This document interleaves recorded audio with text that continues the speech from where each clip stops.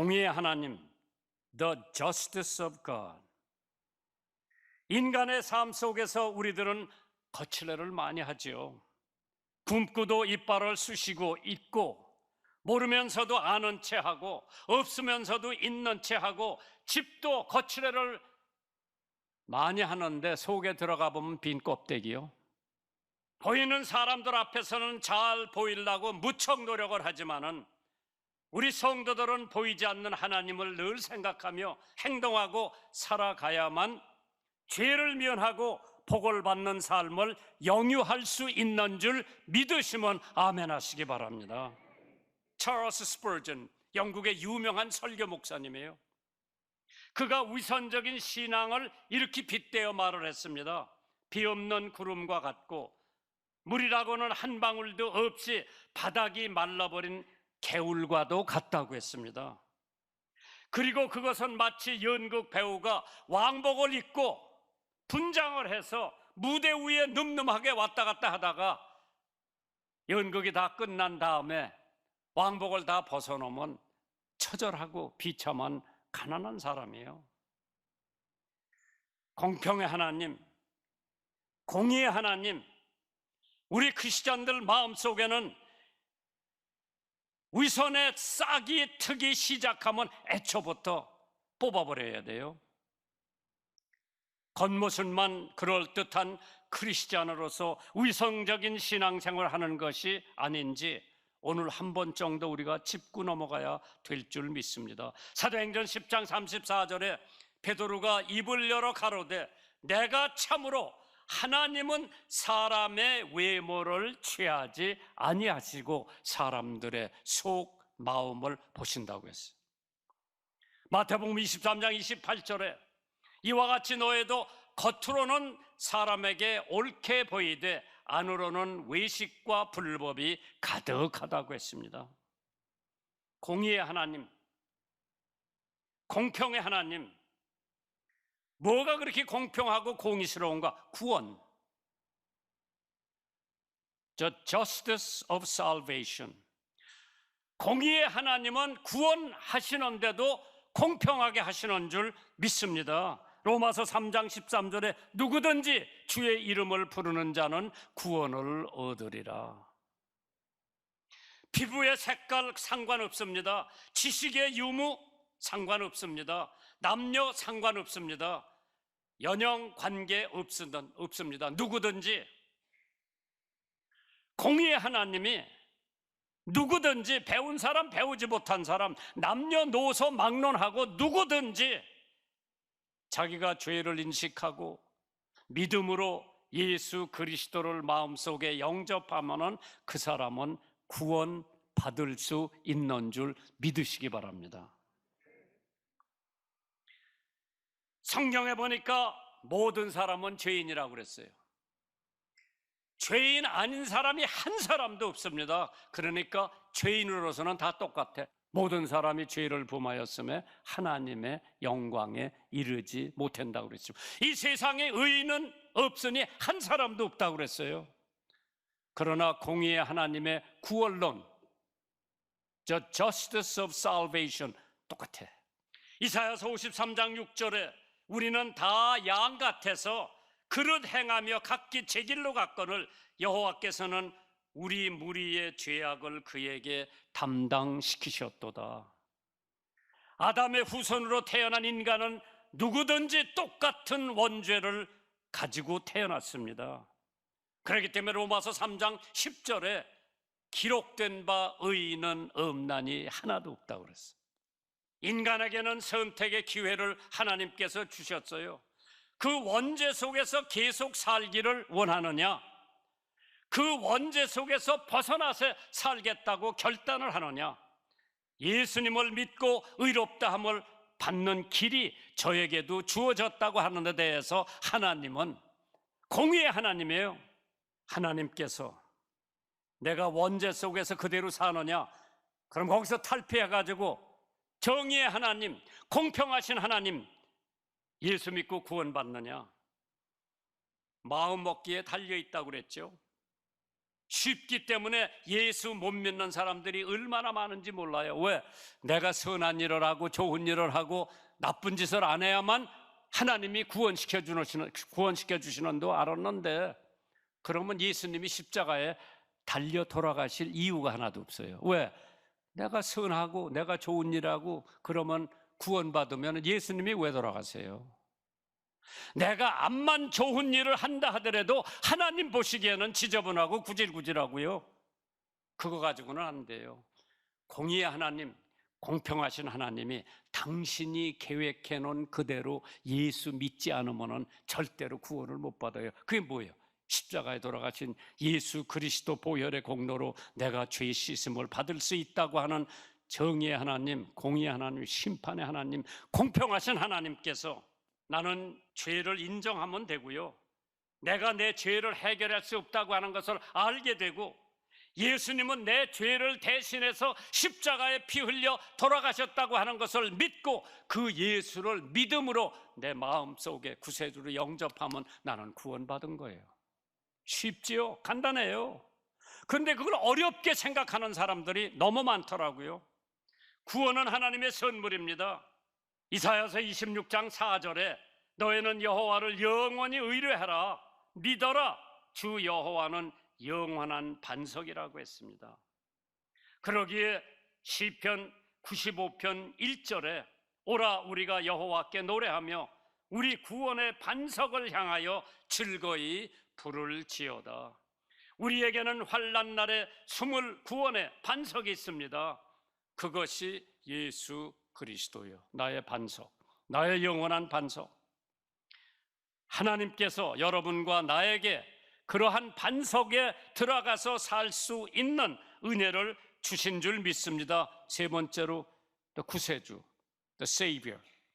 베드로후서 3장 9절에 주의 약속은 어떤 이에 더디다고 생각하는 것 같이 더딘 것이 아니라 오직 너희를 대하여 오래 참으사 아무도 멸망치 않고 다 회개하기를 이르기를 원하시기 때문에. 참 공의의 하나님, 아무도 멸망하는 것을 원치 않으신 공의의 하나님, 공평하신 하나님이 자기가 provide, 만들어 놓은 계획대로만 가면 돼요. 주님의 뜻은 누구에게도 멸망받기를 원치 않으시고 거기서 하나님의 사랑을 알 수 있습니다. 요한복음 3장 16절, 하나님이 세상을 이처럼 사랑해서 얼마? 독생자를 주셔서 십자가에 피 흘려 돌아가심으로써 나 같은 죄인, 보잘것없고 지옥을 가야 하는 죄인을 그 공평하신 하나님, 공의의 하나님이 그 애도 예수만 영접하면은 하나님의 자녀가 되는 권세를 주신다고 했습니다. 안식과 평화가 있죠. Solace. 마태복음 11장 28절에 수고하고 무거운 짐진 자들아 다 내게로 오라, 내가 너희를 쉬게 하리라. 종교개혁자 마틴 루터의 저서에 보면 유달리 마귀에 대한 말이 많이 나와요. 필경 그에게 마귀의 역사가 집중적으로 마틴 루터를 공격을 하는 거예요. 사탄이. 하루는 집에 왔는데 마귀가 찾아왔더래요. 자기가 입고 있는 외투, 오바, 그걸 쫙 마귀가 펴보더니 마틴 루터가 그동안에 지은 죄가 거기 낱낱이 기록돼 있더래요. 마귀가 뭐라 그러는 거니? 네가 종교 개혁을 포기하지 않으면은 내가 이거를 세계상에 공포한다고 그랬어. 웬만한 사람 같으면은 아유 그래 안 할게, 덮어라. 나 같아도 그랬을 거예요, 무서워서. 마틴 루터가 한참 생각하고 있다가 그렇다, 네 말대로 나는 죄인이다. 지금 네가 써놓은 저거보다도 더 많은 죄를 졌다. 그러면서 요한일서 1장 7절을 마귀 앞에서 낭독해 준 거예요. 저가 빛 가운데 계신 것 같이 우리도 빛 가운데 행하면 우리가 서로 사귐이 있고 그 아들 예수의 피가 우리를 모든 죄에서 깨끗게 하실 것이라. 마귀가 도망갔어. 하나님 말씀에 마귀가 도망갔어. 그래서 종교개혁에 성공을 했습니다. 우리는 마틴 루터보다 더 죄가 많은 사람이죠. 그러나 그의 아들 예수의 피가 우리를 모든 죄에서 깨끗게 하신다고 그랬죠. 두 번째, 공의의 하나님, 고통에도 공평하신 하나님이에요. 내가 고통과 역경과 시련을 받는다 하더라도 공의의 하나님께서 모든 사람들에게 똑같이 대해 주시는 거예요. 로마서 10장 11절에 성경에 이르되 누구든지 저를 믿는 자는 부끄러움을 당하지 아니하리라. 공의의 하나님, 공통하신 하나님께서 누구든지 예수를 믿는 사람은 똑같이 대우해 준다. 역경과 고난과 시련을 당할 때 하나님께서 저 사람에게는 후하게 해주고 이 사람에게는 볼품없이 해주는 게 아니라 똑같이 해주신다. 조니 에릭슨 타다라고 하는 여자가 있어요, 미국에. 저하고 집회도 여러 번 같이 했고 한국에도 오고 싶었는데 너무 몸이 어렵기 때문에 못 왔어요. 그 여자가 1949년생인데 신체도 건강하고 아주 이쁘게 생긴 자매였습니다. 승마도 좋아하고 수영도 좋아하는데 평범하고 행복하게 살아가고 있었습니다. 그러나 1967년 7월 30일 큰 불행이 조니 에릭슨에게 닥쳐왔어요. 뭐냐? 수영을 좋아하던 그가 체스피크 베이라고 하는 데가 있죠, 워싱턴 주변에. 거기 수영장에서 다이빙을 하는데 물이 좀 얕아요. 다이빙을 했는데 그 머리가 돌에 부딪혀가지고 목뼈가 다쳐가지고 이 아래는 아주 그냥 완전히 반신불수가 됐어요. 움직이질 못해. 이것만 움직이든. 하루아침에 침대 위에 누워서 아무것도 할 수 없는 신세가 되어서 10대 어린 나이에 그런 충격을 받았으니 그 마음은 온갖 고통과 아픔으로 매일매일이 이어집니다. 하루는 그것 때문에 병문을 찾아온 친구가 성경 말씀 한 구절을 나누었어. 그게 요한복음 10장 10절이었습니다. 도적이 오는 것은 도둑질하고 죽이며 멸망시키려 뿐이요 내가 온 것은, 예수님이 온 것은 양으로 생명을 얻게 하고 더 풍성히 얻게 하려 하는 것이라고. 풍성한 생명, 그게 귀에 버떡 들어온 거예요. 어떻게 나 같은 사람에게 풍성한 생명이 있을 수가 있나? 조니 처음에는 하나님에 대한 믿음이, 화해하는 것과 하나님의 풍성함을 믿는 것은 불가능하다고 생각을 했지만은 3년간 눈물과 반항적인 질문의 시기를 거친 후에 내 고통은 하나님에 대한 믿음으로 바뀌었고, 이후에 예수님이 내 죄 때문에 십자가에서 온 몸이 마비되는 고통을 겪었다는 사실을 생각하고 큰 위로를 얻었습니다. 하나님이 날 사랑하신다는 사실을 깨닫게 되면서 하나님을 향한 원망과 불평이 사라지기 시작했습니다. 조니는 인생이 180도로 변했어요. 다른 거 아무것도 할 수가 없는 조니는 입에다가 붓대를 밀고 그림을 그리기 시작했죠. 그래가지고 유명한 화가가 되었으며 방송을 통해서 전 세계 장애인들에게 복음을 전하는 사람이 됐고 40권의 책을 쓴 세계적인 저술가로 거듭나게 됩니다. 1979년에 그의 스토리를 통해서 존이라고 하는 영화가 만들어집니다. 여러 나라의 언어로 번역이 되었고 상영이 되기도 했습니다. 그야말로 조니의 어두운 삶의 광명의 기적이 일어나기 시작합니다. 조니를 지탱하게 해줄 수 있는 것은 고린도전서 9장 25절이었다고 합니다. 이기기를 다투는 자마다 모든 일에 절제하나니 저 해는 썩은 면류관을 얻고자 하되 우리는 썩지 아니할 것을 얻고자 하노라. 제가 이 사람을 어디서 만난 거 하니, 존 맥가더라고 하는 유명한 목사님 교회에 제가 부흥회를 하는데, 존이 에렉슨 타다라고 하는 여자가 와서 간증을 하더라고. 그때 저도 적지 않은 충격을 받았죠. 저렇게 장애인이 휠체어를 타고 다니면서 남편이 밀어주고, 강단에 올라갈 때도 힘들고 비행기 탈 때도 힘들고, 저렇게 나보다 더 열심으로 예수를 증거하는데 나는 육신이 멀쩡한데 비행기 10시간 탔다고 피곤하다고 얘기할 자격이 없다고 하는 것을 느꼈지요. 고통에는 목적이 있습니다. 로마서 8장 28절에 우리가 알거니와 하나님을 사랑하는 자 곧 그 뜻대로 부르심을 입은 자들에게 모든 것이 협력하여 선을 이룬다고 그랬어요. 그것을 나는 조니 에렉슨 타다를 보면서 다시 한번 느끼게 됐습니다. 때로는 겸손하게 하기 위해서 너무 앞만 보고 뒤나 옆을 한번 보라고 하는 하나님의 음성, 고통에는 계획이 있습니다.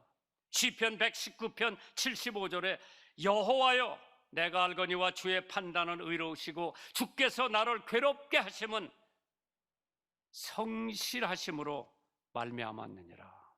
어떤 때는 내가 너무 교만해질까 봐 하나님께서 한번 흔들어 놓으시는 거예요. 하나님을 더 알게 할 계획, 겸손을 시키기 위한 계획, 기도를 시키기 위한 계획, 감사할 수 있는, 감사를 시킬 수 있는 계획을 하나님께서. 세 번째로 고통의 약속도 있죠. The promise. 디모데후서 3장 15절에 무릇 그리스도 안에서 경건하게 살고자 하는 자에게는 핍박이 온다고 그랬어요. 베토븐을 위대하게 만든 것도 끊임없는 여인들과의 시련, 연애에 실패했어요. 베토븐이.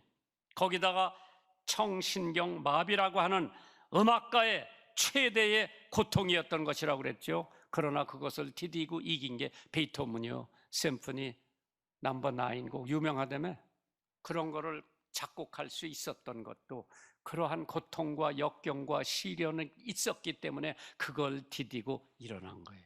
함석헌 씨가 저절로 음악 잘하는 거 아니에요. 성대는 하나님이 주셨지만 그걸 다듬고 교육받고 닦고 또 다듬고, 그래서 찬송가 부르니까 잘 부른 거예요. 데이빗 브랭클리라고 하는 유명한 기자가 있습니다. 그가 이런 말을 했어요. 하나님은 가끔 빵 대신 벽돌을 우리에게 던져준다고 그랬어요. 어떤 사람은 원망하면서 그 벽돌을 발길로 걷어차거나 손으로 잘못 봤다가 손가락이 부러지고 발가락이 부러지는 적이 있다고 그랬어요. 그러나 어떤 사람은 하나님이 주시는 그 벽돌을 가지고 기초를 해가지고 아름다운 집을 짓는 사람도 있다고 하죠. 공평하신 하나님, 공의의 하나님이 구원에만 공평한 것이 아니라 고통에도 공평하십니다. 세 번째로 죽음에도 공평하신 분이 하나님이에요. Justice of surety of death. 죽음. 부자는 다 안 죽고 가난한 사람만 죽으려는 법이 없어요. 나이 많은 사람만 죽고 젊은 사람은 죽지 말라는 법 없어요. 죽음에도 공평하신 하나님이에요. 공의의 하나님. 누가 말하기를 죽음은 만인의 공도라고 했습니다. 네가 만일 네 입으로 예수를 주로 시인하며 또 하나님께서 그를 죽은 자 가운데서 살리신 것을 네 마음에 믿으면 구원을 얻는다고 했어요. 누구나 다 죽게 마련이에요. 안 죽을 사람 한 번도 없어. 왜?